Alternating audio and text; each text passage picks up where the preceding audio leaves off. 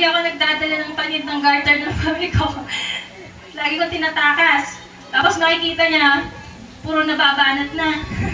Galit na galit sa akin. Lahat ng yon ang sarap balik-balikan. Parang ang dali ng buhay.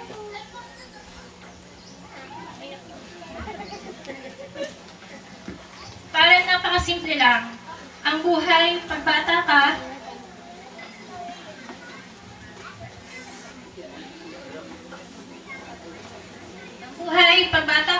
akala mo, madali lang, simple lang. Pero pag tumatanda, pag-graduate mo ng elementary, high school, lahat yon step by step, magbabago. Pero isa lang sana ang hindi magbago, na maging positive kayo sa buhay, na balang araw ay magtatagumpay kayo. After I graduated from high school, doon siguro malalaman ano ba ang susunod kong gagawin. Ano ba ang course na gusto ko. Pag nakatapos ba ako ng course na to, mag-uunlad ang buhay ko, magiging reason ba yun para umunlad at umangat ang aming kabuhayan? At ito ba makakapagpabago ng kasalukuyang estado ng ating pamumuhay? Yung siya ang magiging daan para maabot ko o maabot nyo ang inyong mga pangarap. Pero lahat ng yan ay magsisilbing isa sa mga katanungan bago kayo pumasok sa kolehiyo. Ang iba, marahil kung may kaya ang pamilya, sigurado makakapag-college na. Ang iba naman, maaaring oo, pero kung ano ang kaya ng magulang o sa pamamagitan lang ng scholarship. Pero sabi nga nila, tayo ay may kanya-kanyang tatahaking daan. Maaaring maabot natin ang mga pangarap na yon. Iba-ibang paraan, kanya-kanyang diskarte, pero isang pananaw ang maabot ang ambisyon sa buhay. Naalala ko pa, nung magka-college ako, after some attempts in different colleges in Manila, I am so lucky. It really never came in my mind that I will become a dentist. Minsan, naalala ko pa, pagdating ko galing Manila, after I enrolled, ang alam ng daddy at mami ko, BS Biology ang kukunin ko para maging doktor. Pero pagdating ko, iba na ang course na in-enroll ko. Ang sabi ng daddy ko, hindi mo man lang kami tinanong kung kakayanin ba namin. Sabi, by that time, napaisip na talaga ako, kakayanin ba namin talaga? Kasi mahal daw ang dentistry. Pero sa awa ng Diyos, narito ako sa harapan ninyo at siguro naman, alam nyo na ang kasagutan sa tanong na iyon. College life brought me some struggle. Not all subjects are easy. It really needed your time and perseverance to pass. Pero sa awa ng Diyos, nalampasan ko naman lahat. Yon ay naharap at nalampasan ko sa pagtsatsaga sa pag-aaral. Pero lahat yon ay naging complicated. Lalo dumadami ang pagsubok. But I never surrender. I studied hard. Though I never higher grades, but at least I passed all the subjects. Isa lang ang gusto ko talaga sa buhay, ang magtagumpay at maging isang doktor. Hindi man po ako naging isang doktor ng tao, ngipin naman ng mga tao. In our journey in life, there are people who will belittle your dreams. In your journey, you will hear them telling you, mahirap to become more successful, you need to learn how to fail. Some people look at a life half empty. But you kids, graduates, you must look at life half full and do best to fulfill your dreams. To study and graduate so that there is more chance and possibility that your life might be changed for good, for better, and for more success. Graduate, before I end my speech, remember that you are the product of your belief. In life, there are winners and losers. Winners are not more intelligent than losers. Winners are not talented than losers. Winners have a positive belief that all they become a winner. While losers have negative belief. Keep on looking for what is lacking. They keep on looking for the problem. They keep on looking what is wrong. Winners look for whatever happening good to her life. Educate yourself, have a positive mindset. If you have the positive mindset, you will be able to see the beauty and goodness in you. Try to see your inner greatness. Graduate, pwede bang makiusap sa inyo? Pakisabi sa inyong sarili that you have a positive mindset, that you are great and you are wonderful.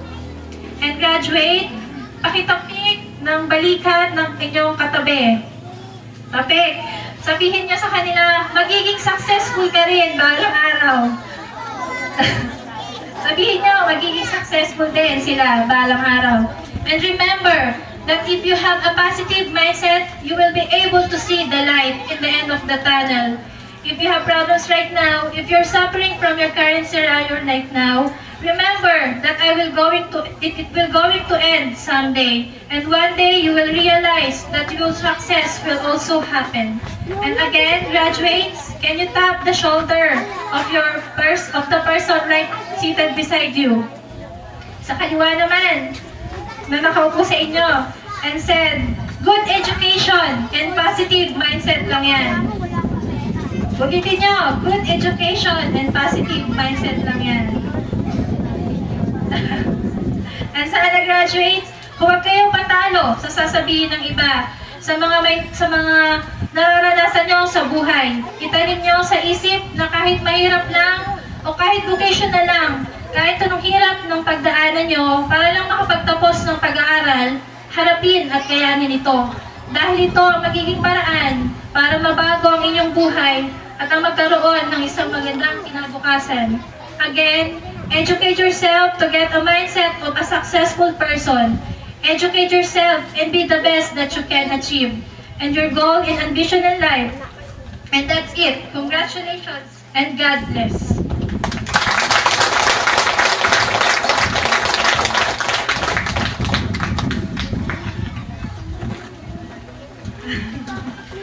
Okay, meron po kami gagawad sa ating guest speaker.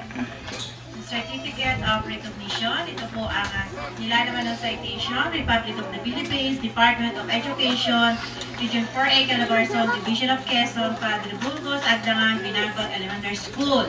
Certificate of Recognition is hereby awarded to Dr. Rosemalyn C. Dilan, Guest of Honor and Speaker, in grateful recognition and appreciation for being an exemplar in the community and an inspiration to the students who in one way or another has done great things of their chosen field of endeavor.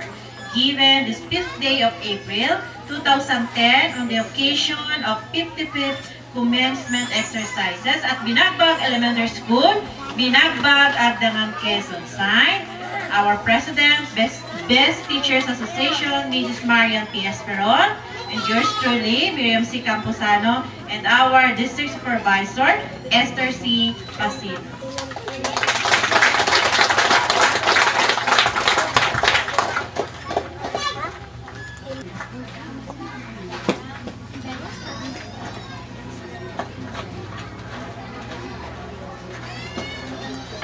Tagalang-galang, Cons Gilbert Conchada. Maraming salamat, Ma'am Sian, sa ating pong ginagalang at masipag na Barangay Captain, Severino Molina, sa ating pong Pangulo ng PTA, sa aking kamag-anak, Mr. Larry Altuar,